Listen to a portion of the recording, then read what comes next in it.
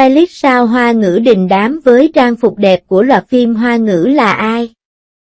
Ít ai biết rằng, người đứng sau loạt phim Hoa ngữ hot của Ngô Thư Hân, Đinh Vũ Hề, Vương Hạc Đệ chính là stylist Dịch Tiểu Nhã.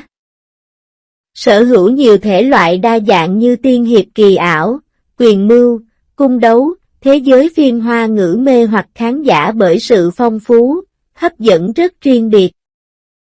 Để thu hút khán giả, khâu tạo hình của phim cổ trang luôn đòi hỏi phải yếu tố thẩm mỹ cao nhằm gây ấn tượng với người xem. Trong số đó, nhà tạo mẫu Dịch Tiểu Nhã nổi lên như một hiện tượng trên đường đua phim cổ trang. Nhiều tác phẩm do cô thực hiện nổi đình đám, nhan sắc của dàn diễn viên dưới bàn tay tài hoa của ekip Dịch Tiểu Nhã được nâng tầm nhan sắc. Theo Sina, Dịch Tiểu Nhã là cái tên mới nổi những năm của tác phẩm Thương Lan Quyết, người thiết kế trang phục cho đoàn phim là Dịch Tiểu Nhã được công chúng biết đến.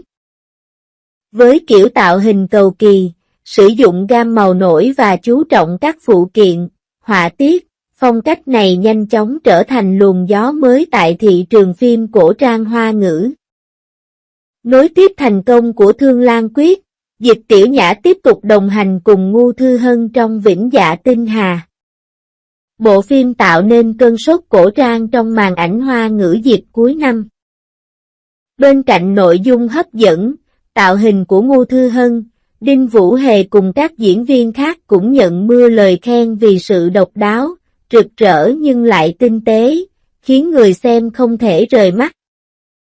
Mới đây, Dịch Tiểu Nhã gây xôn xao khi trở thành nhà tạo mẫu cho đoàn phim Nhập Thanh Vân do Hầu Minh Hạo và Lưu Dục Hiểu đóng chính. Phim trường, tạo hình của hai diễn viên trẻ được khán giả khen ngợi vì ngoại hình lung linh, khí chất thanh thoát. Tuy nhiên, chính vì quá được săn đón, Dịch Tiểu Nhã liên tục nhận lời mời làm stylist cho nhiều bộ phim như Tiên Đài Hữu Thụ, Cẩm Nguyệt Như Ca, Hồ Yêu Tiểu Hồng Nương, Vương Quyền Thiên, Bạch Nguyệt Phạn Tinh, Triều Tuyết Lục.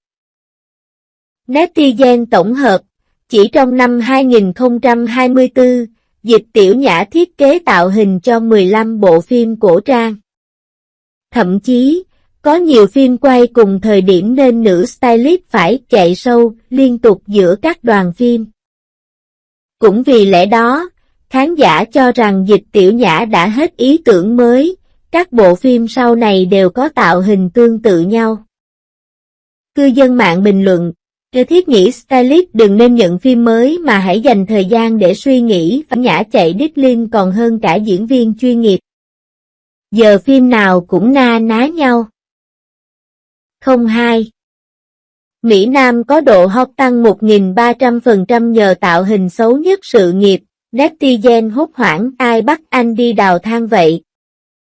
Sina đưa tin ngày 26 tháng 11, Hứa Khải luôn là Mỹ Nam nổi tiếng của màn ảnh Hoa ngữ. Từ khi nổi tiếng với siêu phẩm cung đấu Diên Hy Công Lược 2018, anh còn được gọi là hot boy Tử Cấm Thành, cùng nhan sắc làm mê đắm hàng triệu khán giả. Tuy nhiên, mới đây, hình ảnh đen nhẽm của nam diễn viên sinh năm 1995 khiến công chúng sốc và tạo thành chủ đề nóng được bàn luận trên các trang mạng xã hội.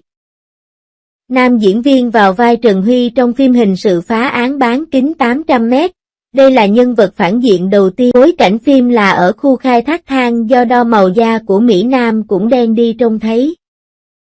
Không những vậy, Hứa Khải còn cắt tóc ngắn, luyện tập cơ bắp để tạo hình tượng phong trần ngổ ngáo của những thanh niên đã lăn lộn ngoài xã hội nhiều năm. Đây là vai diễn phản diện đầu tiên trong sự nghiệp của Hứa Khải. Chính vì hình ảnh mới mẻ này, chỉ số nhiệt độ trên WeChat của Hứa Khải đạt tới 500 triệu điểm, tăng 300% so với trước khi lộ tạo hình. Nhiều khán giả bình luận họ đánh giá cao Việt Nam diễn viên sẵn sàng hy sinh ngoại hình đẹp mã để hóa thân vào các nhân vật đời hơn.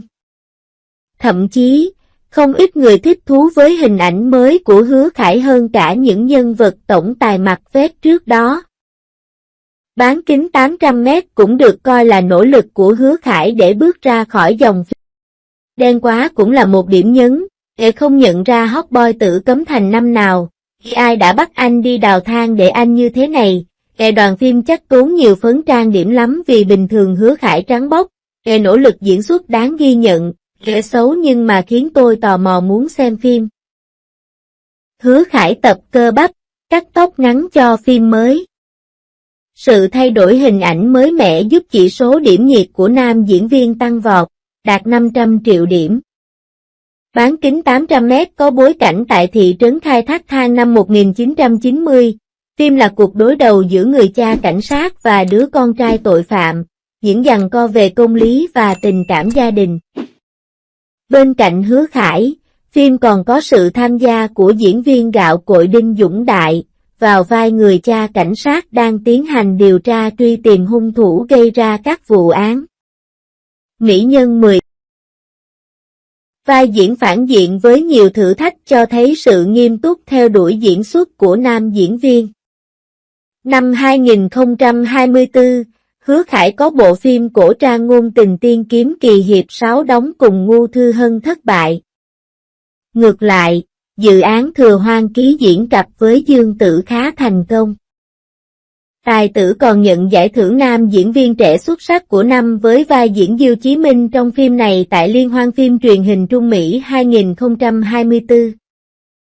Điều này cho thấy khi được kết hợp với bạn diễn ăn ý và có kịch bản phù hợp, Hứa Khải hoàn toàn có thể phát huy được khả năng diễn xuất. Trước đó, anh còn bị chê là ông hoàng phim rác vì nhiều